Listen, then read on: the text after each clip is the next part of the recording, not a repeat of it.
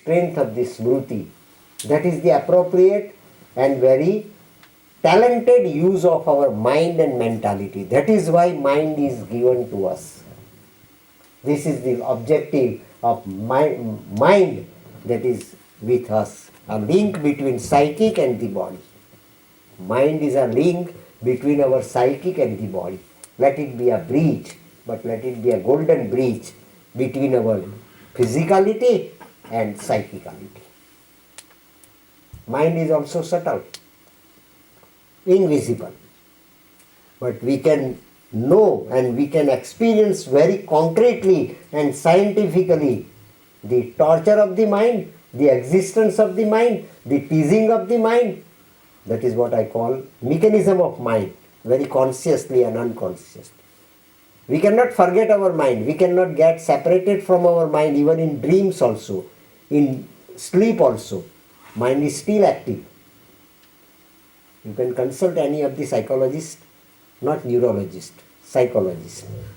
And you can learn that mind is still awakened even though you are sleeping.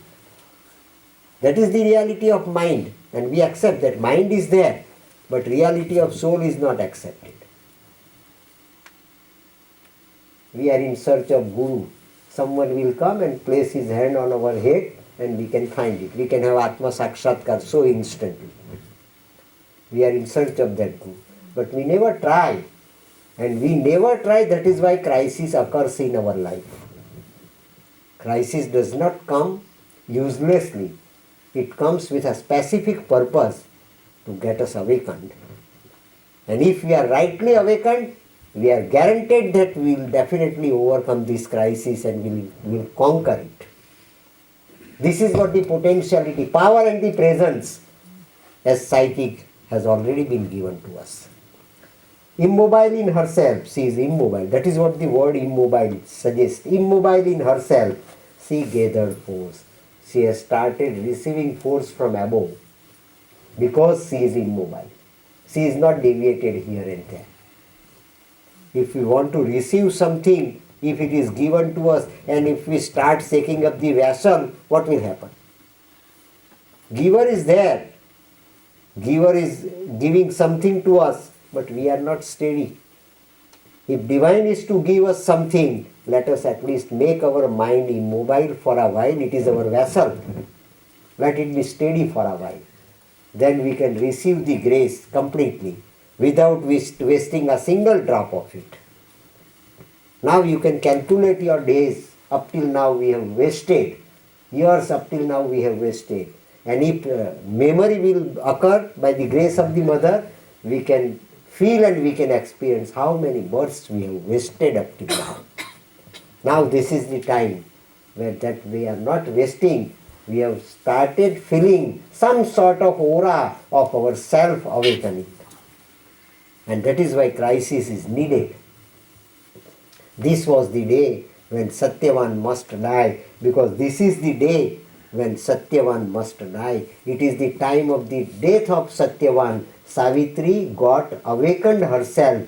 Savitri got awakened herself for conquering the death of Satyavan as she is to conquer her own death. This is the stage where Sri Aurobindo has given the complete picture first of Savitri, and that is why the name Savitri, title Savitri is given to his and her exposure of his and her sadhana, his and her yoga, and magnum opus of the next millennium. This is what the science that going to take place.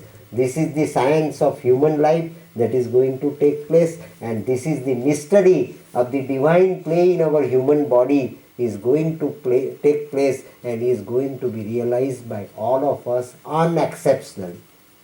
Doesn't matter, we might be living in Africa, we might be living in America, we might be living here, there, anywhere. It is our privilege and right to have this sort of life and this sort of state of our life in this birth. That is written guarantee. It is written guarantee to us. This is so powerful magnum opus and seventh Ved, as I told you last night.